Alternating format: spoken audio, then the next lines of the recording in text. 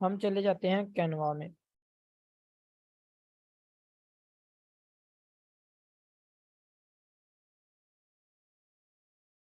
Canva में आने के बाद सबसे पहले जो आपने काम करना होता है वो ये होता है कि आपने अपना टेम्पलेट सिलेक्ट करना होता है। डिज़ाइन, जो भी आपने डिज़ाइन बनाना होता है वो क्रिएटर डिज़ाइन के ऊपर क्लिक करके अपना डिज़ाइन फाइंड करना होता है। जैसे हमने जो है वो यूट्यूब थंबनेल अगर बनाना हो तो हम यहाँ पे यूट्यूब थंबनेल सर्च करेंगे तो वो हमारे पास आ जाता है। अब ये हमारे पास क्यों आता है या इसके लिए हम क्यों इसको सिलेक्ट करते हैं वो हमने पहले देख लिया था कि हमने जो भी डिज़ाइन बनाना होता है उसके लिए हमें डिज़ाइन के साइज़ की रिक्वायरमेंट होती है, जो कि हम अगर सर्च बार में टाइप करते हैं तो वो एग्जैक्ट साइज़ हमारे पास आ जाता है जी।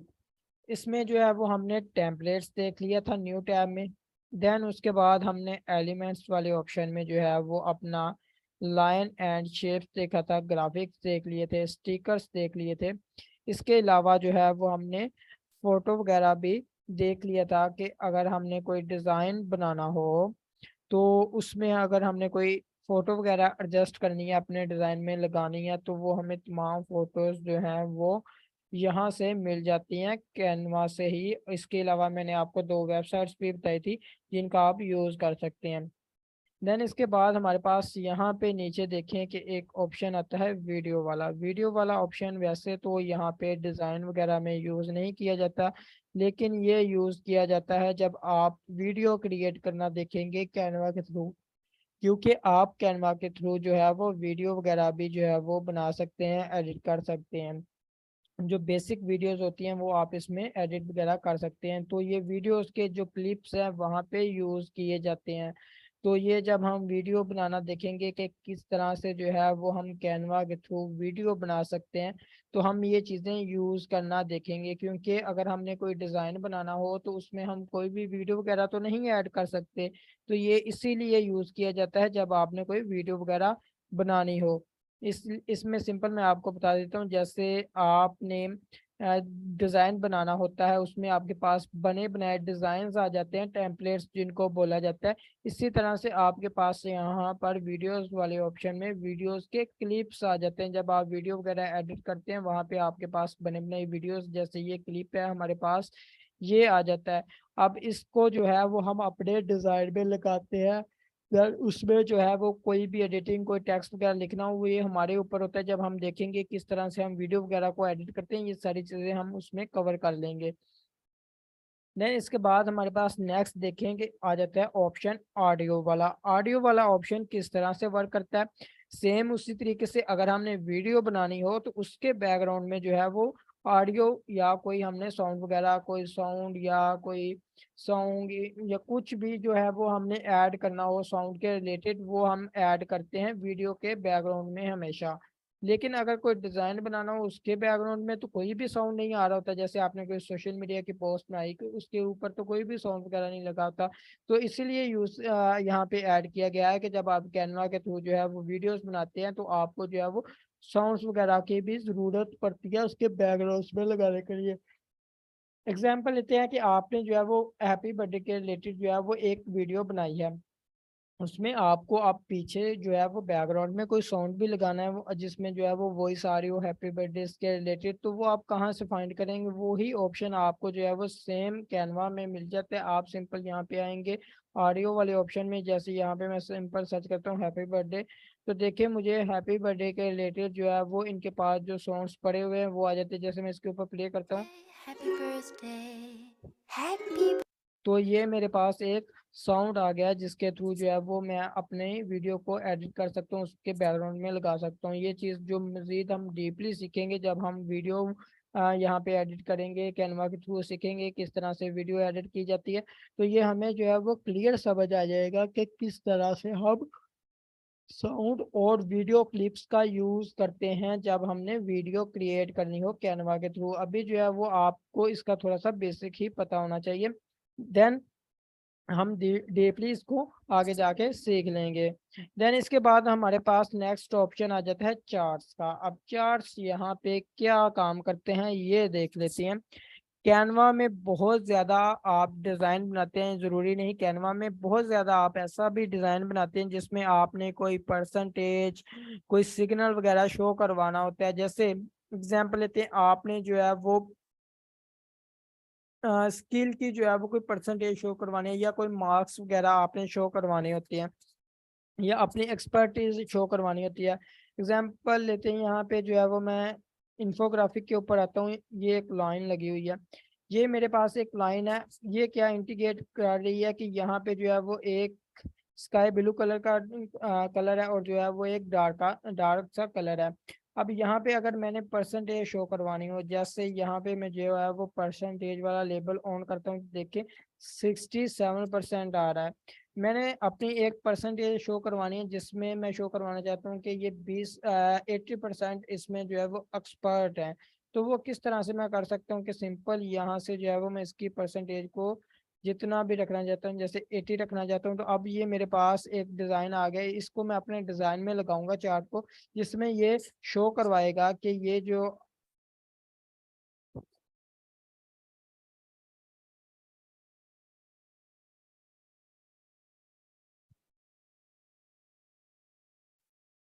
इसमें जो है वो इंटीग्रेट कर देगा कि आप जो है वो परसेंटेज शो करवा रहे हैं 80%। अब आपने अगर ये चीज़ यूज़ करेंगे अपने डिज़ाइन में, तो आपके डिज़ाइन जो है वो क्रिएटिव अच्छे लगेंगे। जब आपने किसी चीज़ को शो करवाना हो, जैसे एग्जांपल लेते हैं कि आपने 80% शो करवाना हो, तो आप सिंपल अगर 80% यहाँ पे लिखते हैं, तो 80% सिंपल लिखने में और डिज़ाइन के साथ यहाँ पे इस तरह का डिज़ाइन अगर आप चार्ट वगैरह यूज़ करते हैं, तो कितना डिफरेंस आ जाता है, कितना आपका डिजाइन जो है वो क्रिएटिव बन जाता है। तो यही वो छोटी छोटी चीजें होती है जिनके ऊपर हम जो है वो ध्यान रखते हैं, जिससे हमारा जो डिजाइन है वो क्रिएटिव बनता है।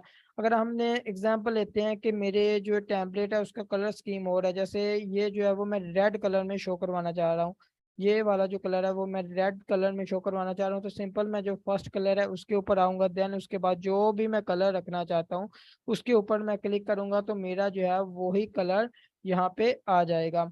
इसके अलावा जो है वो अगर आप इसकी जो है वो ये राउंडेड वाला जो शेप है ये खत्म करना चाहते हैं, जैसे ये जो है वो आप बिल्कुल सीधी लाइंस हैं, तो अगर आप इसको राउंडेड में लेके आना चाहते हैं तो वो भी एक डिज़ाइन आपके पास आ जाता है। इसके अलावा यहाँ पे देखें, अगर आप स्पीड वगैरह को जैसे हाईलाइट करवाते हैं कि इतनी स्पीड है, तो उसके लिए भी आप जो है वो कोई ना कोई जो है वो यूज़ करते हैं हमेशा टेम्पलेट डिज़ाइन वगैरह, तो वो आप यहाँ से चार्ट को यूज़ कर लेते हैं, जिससे जो है वो एक अच्छी लुक आ जाती है।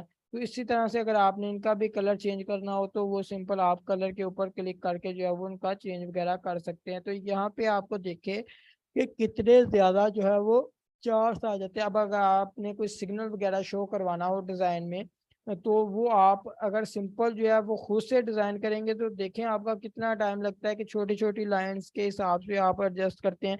फर्स्ट वाला मैंने इतना सा रखना है 80%, दूसरा 30%, तो वो आपका टाइम जो है वो बहुत ज्यादा कंज्यूम होता है। तो उसी के बाद अक्सर आपके पास जो है वो बने बनाए चार्ट्स वाला ऑप्शन आता है, आप सिंपल उसमें क्या करते हैं कि अपनी जो भी आपने डिटेल जैसे 80% करना हो, तो आप उस टैक्स को 80% पे लेके जाएंगे, तो आपका जो है वो सिग्नल, जैसे ये 20% है, इसको जो है वो मैं 80% करूंगा, तो वो 80 देखें, अब ये जो है वो कंप्लीट चार्ट जो है वो चेंज हो गया। अब ये अपना जो है वो 80% वाला सिग्नल शो करवा रहा है, तो कितना इजी हो गया मेरे लिए अब ये चीजें क्रिएट करना। वैसे मैं मेरा कितना टाइम कंज्यूम हो रहा था। तो इन्हीं चीजों को जो है वो यूज करके आप जो है वो अपना टाइम भी सेव कर सकते हैं और अपने डिजाइन को भी क्रिएटिव बना सकते हैं। ये याद रखिएगा, जब भी आपने कोई परसेंटेज कोई सिग्नल वगैरह शो करवाना हो, तो आप जो है वो चार्ट्स का यूज करते हैं, जिससे जो है वो आप अपने परसेंटेज को इजीली शो कर सकते हैं डिफरेंट डिजाइन्स में। तो वो आपके ऊपर डिपेंड करता है कि आप जो है वो डिजाइन किस तरह का बना रहे हैं और उसमें किस तरह का आपने क्रिएटिव शो करवाना है। देन इसके बाद हम जो इसमें भी आप देख लीजिएगा, सी ऑल के ऊपर क्लिक कर लीजिएगा, तो आपके पास कितने ज़्यादा ऑप्शन आते हैं, इनको वन बाय वन यूज़ करके देखिएगा कि ये किस तरह से जो है वो वर्क करते हैं। इसके बाद जो है वो मैं बैग आता हूँ और देखता हूँ, इसके अलावा जो है वो हमारे पास ऑप्शन आ रहा है अब टेबल्स का। टेबल्स भी सेम उसी तरीके से वर्क करते हैं जिस तरह से चार्ट। अब टेबल्स किस लिए यूज किए जाते हैं, सबसे पहले ये हमारा सवाल। अब हमने कोई रिसिप्ट वगैरह बनानी हो, कोई एग्जाम की शीट वगैरह बनानी हो, उसका हमने डिजाइन बनाना होता है, उसमें हमने कोई अपना डाटा वगैरह फिल करना होता है। तो वो जब बनाने लगते हैं, हम कैनवा के ऊपर डिजाइन करने लगते हैं, तो हमारा काफी ज्यादा टाइम कंज्यूम होता है। जैसे मैं अगर एक सिंपल जो है वो डिजाइन भी बनाऊं, जो है वो अपने टेबल्स का, तो देखें कि कितना ज्यादा टाइम लगेगा कि मैं यहाँ पे एलिमेंट्स वाले में आऊंगा, यहाँ पे आने के बाद मैं जो है वो लाइंस का यूज करूंगा, तो मेरा जो है वो इनको सीधा करने में, टेढ़ा करने में जो है मेरा कितना ज्यादा टाइम लग जाएगा। लेकिन उसी के बरक्स अब इतना यही हमारे पास मेन फीचर है कि अब हमारे पास यहाँ पे टेबल्स के जो है वो बने बनाए मुख्तलिफ टेम्पलेट्स हैं। जैसे ये मेरे पास एक टेम्पलेट है, जहाँ पे आप देखें कि ये टेबल बना हुआ है। अब इसमें हम जो है वो अपना डाटा फिल कर सकते हैं। जैसे मैं इसका साइज थोड़ा सा इंक्रीज करता हूँ इस तरह से, ये ले मैं इसका जिस तरह से मर्जी साइज इंक्रीज कर सकते हूँ। यहाँ पे आपका एक और सवाल होगा कि यहाँ पे तो सिंपल 3 टेबल है, लेकिन मैं चाहता हूँ कि मैं 4 से 5 टेबल मेरे पास आए, रोज आए।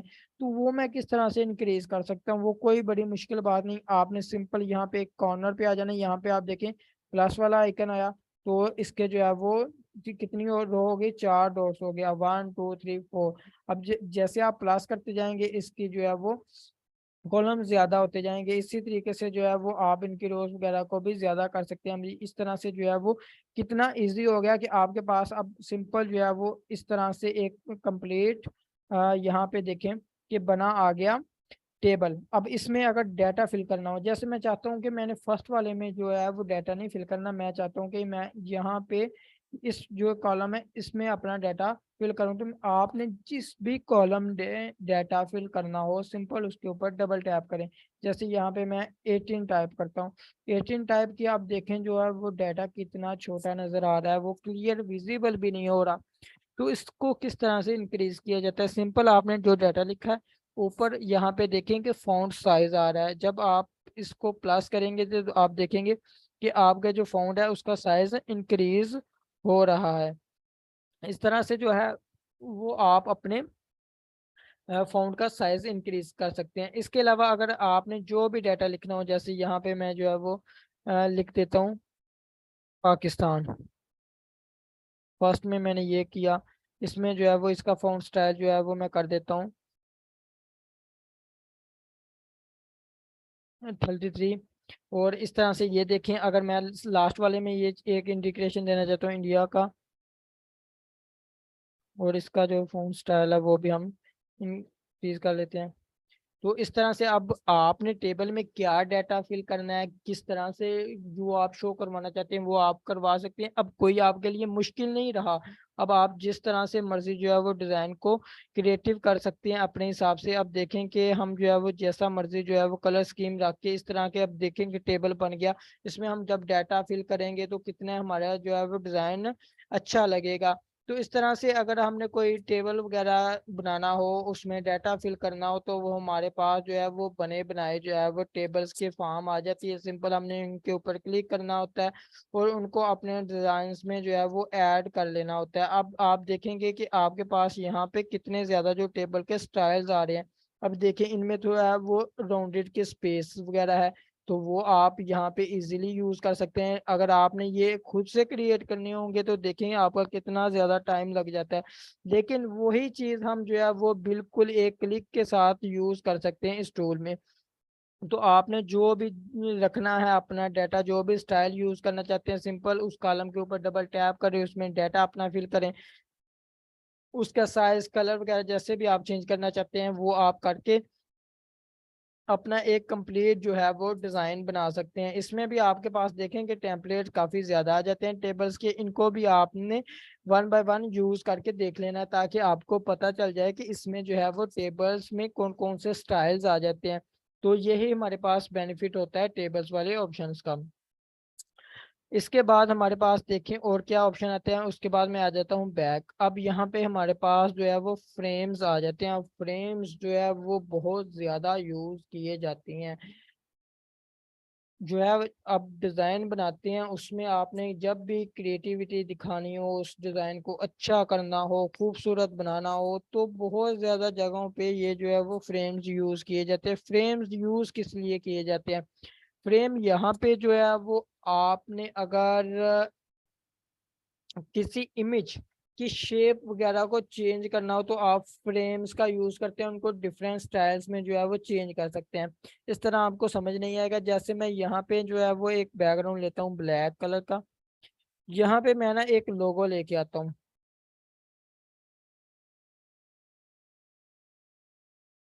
ये एक लोगो है मेरे पास। अब ये लोगो मैं चाहता हूँ कि मेरे पास जो है वो सर्कल की शेप में आए, ये जैसे ये है फोर कॉर्नर्स है ना इसके, मैं चाहता हूँ कि ये मैं जो है वो सर्कल की शेप में लेके आऊँ। तो वो किस तरह से लेके आ सकता हूँ? ये तो जो है वो काफी ज्यादा मेहनत करनी पड़ेगी, इसको जो है वो कट करना पड़ेगा, एडिट करना पड़ेगा, तो कितना ज्यादा टाइम जो है वो कंज्यूम होगा। तो इसकी शेप भी जो है वो चेंज करने में कितना ज्यादा टाइम लग सकता है। उसी के बरस आप जो है वो सिंपल एक सर्कल वाला जो है वो फ्रेम यूज करेंगे। यहाँ से मैंने क्या किया कि एक सर्कल वाला फ्रेम जो है वो पिक किया। अब जो मेरी इमेज थी जिसे मैं लेके आना चाहता था सर्कल वाली शेप में, मैं सिंपल उसके ऊपर लेके जाऊंगा। ले, अब कितना इजी हो गया, मेरा डिजाइन अब सर्कल की फॉर्म में आ गया। तो एक क्लिक के साथ मैंने अपना तमाम जो है वो इमेज की शेप को चेंज कर लिया सिंपल एक क्लिक के साथ। तो वो कितना इजी और अपना कितना जो है वो क्रिएटिव लग रहा है। इसी तरह से जो है तमाम लोगोस वगैरह को एडजस्ट किया जाता है। तो वो इतनी ज्यादा मेहनत की बजाय आप सिंपल यहाँ पे जो है वो चीजों को ड्रैग एंड ड्रॉप करते हैं, आपका डिजाइन सिंपल कुछ ही मिनट्स में बन जाता है।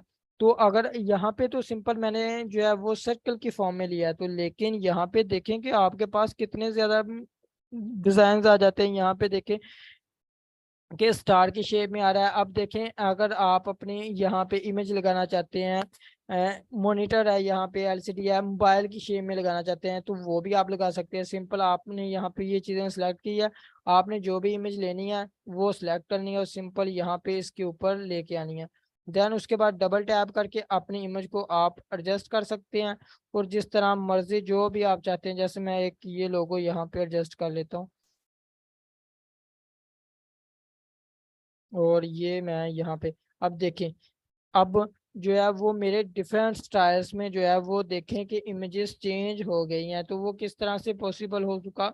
वो हुआ है कि हमने जो है वो फ्रेम्स का यूज किया। तो इस तरह से आप फ्रेम्स को यूज करके अपने इमेजेस के स्टाइल्स को चेंज कर सकते हैं, डिफरेंट स्टाइल्स में जो है वो लेके आ सकते हैं। आप ये देखेंगे कितने ज्यादा आपके पास जो है वो स्टाइल्स आ रहे हैं फ्रेम्स के। अब देखें कि फ्रेम्स जो है वो बहुत ज्यादा यूज होते हैं आपके जो है वो जब आप डिजाइन वगैरह बनाते हैं, क्योंकि आपने हर इमेज हर चीज का जो है वो कोई ना कोई स्टाइल बनाना होता है। तो वो स्टाइल आप खुद से जो है वो इमेज का बनाएंगे तो बहुत ज्यादा टाइम लगेगा। तो उसी के बरअक्स आप अगर फ्रेम्स का यूज करेंगे तो देखें आपके पास कितने ज्यादा जो है फ्रेम के स्टाइल्स आ जाते हैं। सिंपल आपने इमेज को लेना है, लेने के बाद वहां पे सिंपल ड्रैग एंड ड्रॉप करना है, तो आपका जो है वो डिजाइन बन जाता है। तो यहाँ पे इतने ज्यादा जो है वो फ्रेम्स आ रही है, आपने सिंपल जो है वो उनके ऊपर क्लिक करना है। देन आपने जो है वो उनके ऊपर अपनी इमेज को जो है वो ऐड करना है और आपका डिजाइन उसी शेप में आ जाता है। तो ये जो है वो फ्रेम्स का वर्क था। फ्रेम जो है वो काफी ज्यादा यूज होंगे, तो आपने जो है इनकी लाजमी एक दफा प्रैक्टिस करनी है और देख लेना है कि इसमें जो है वो कौन कौन से स्टाइल्स अवेलेबल हैं, ताकि जब आप डिजाइन बनाएं तो आपके लिए इजी हो सके कि आप इसके थ्रू जो है वो एक अच्छा डिजाइन बना सकें और आपको ये भी पता हो कि कौन सा स्टाइल इसमें अवेलेबल है जन। क्योंकि जब आपने डिजाइन बनाना है तो आपके पास इतना टाइम नहीं होगा कि आप जो है वो वन बाय वन दोबारा से स्टाइल्स को फाइंड करते फिरें। अब इसके बाद हमारे पास ऑप्शन आ जाता है ग्रिड्स का। अब ग्रिड्स भी सेम उसी तरीके से वर्क करती हैं जिस तरह से जो है वो वर्क करते थे हमारे फ्रेम्स। तो इसमें क्या डिफरेंस हमें मिला, ये किस लिए यूज किए गए? अब आपने जितने भी ग्रिड्स देखी थी वो फ्रेम्स देखी थी वो सिंपल एक इमेज में आप उसको में एडजस्ट कर सकते थे, लेकिन यहाँ पे आप जो है वो एक ही टैब में जो है वो दो इमेजेस लगा सकते हैं। जैसे मैं यहाँ पे एक इमेज ये वाली लेता हूँ, एक साइड में मैंने ये इमेज ली और दूसरी साइड में मैंने ये वाली इमेज ली। अब देखें कि दो इमेजेस मैंने यूज कर ली अपने एक ही टैब में। अब ये देखिए इनका जो बैकग्राउंड है वो दोनों के ब्लैक थे, इस वजह से जो है वो आपको लग रहा है कि इसमें जो है वो कोई भी यूज नहीं किया गया। तो इस तरह से आपके पास देखें कि डिफरेंट किस्म के जो है वो अब आ रहे हैं शेप्स। अब इसमें जो है वो हमारे पास फ्रेम्स आ रहे हैं, इसमें जो है वो मैं एक लोगो ये एडजस्ट करता हूँ और दूसरे में ये वाला।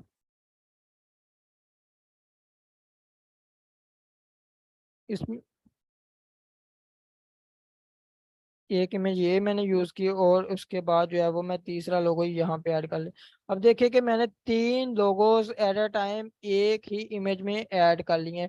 तो ये कितना इजी रहा कि मेरे लिए। अब आप इसमें जो है वो सेम वही फीचर ला सकते हैं, लेकिन इसमें हमारे पास क्या आता है कि हम जो है वो एक से ज्यादा इमेजेस को यूज कर सकते हैं फ्रेम्स में, सॉरी ग्रिड्स में। लेकिन फ्रेम्स में जो था वो उसमें हम एक ही इमेज को लेते थे, इसमें हम जो भी इमेजेस को लेंगे उनका वो एक से ज्यादा होंगे और उनका हम डिफरेंट स्टाइल्स में उनको चेंज कर सकते हैं। तो ये हमारी ग्रिड्स का काम होता है। फ्रेम्स में आप जो है वो सिंपल सिंगल इमेज का यूज करते हैं, लेकिन ग्रिड्स आप इसमें एक से ज्यादा इमेजेस यूज करते हैं। ये आप अक्सर जो है वो अपने मोबाइल वगैरह में भी यूज चीजों को करते रहते हैं। जब आप इमेजेस वगैरह एडिट करते हैं तो इसी तरह से जो है वो आप अपनी इमेज यहाँ पे डिज़ाइन को इन फ्रेम्स और ग्रिड्स को यूज करके एडिट कर सकते हैं और बहुत अच्छे और क्रिएटिव क्रिएटिव डिज़ाइन बना सकते हैं।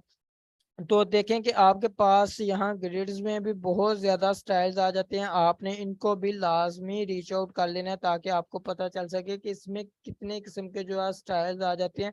और आपने जब यूज़ करनी हो तो आप सिंपल उनके ऊपर क्लिक करते हैं और अपनी इमेज को ड्रैग एंड ड्रॉप करके यूज़ कर लेते हैं, क्योंकि आपने प्रैक्टिस की होती है, आपको पता होता है कौन सा स्टाइल कहाँ पे पड़ा हुआ है। तो आज हमने जो है वो देख लिया। अब काफ़ी ज़्यादा जो है वो आपके लिए भी काम हो गया। तो आज जो है वो हम यहीं तक रखते हैं। इसमें आपके पास काफ़ी ज़्यादा चीज़ें आ गई हैं। अब आपने तमाम जो चीज़ों को देखना है उसमें आपने चार्ट्स को देखना है कि चार्ट्स हमारे पास कौन कौन से आ जाते हैं, टेबल्स हमारे पास कौन कौन से आ जाते हैं, कौन कौन से स्टाइल्स हैं, किस तरह से हम उनमें डाटा फिल करते हैं। मुख्तलिफ जो है वो रिसिप्ट आपने बनानी है, मुख्तलिफ जो है वो शीट्स वगैरह आपने बनानी है। फ्रेम्स को यूज करके देखना है, डिफरेंट जो है वो चीज़ों उनके स्टाइल्स को जो है वो यूज करना है, ताकि जो है वो आपको पता चल जाए कि इसमें कौन कौन सी जो है वो स्टाइल्स अवेलेबल हैं, ताकि जब आप अपने डिजाइन को बनाएं तो आपके लिए इजी हो।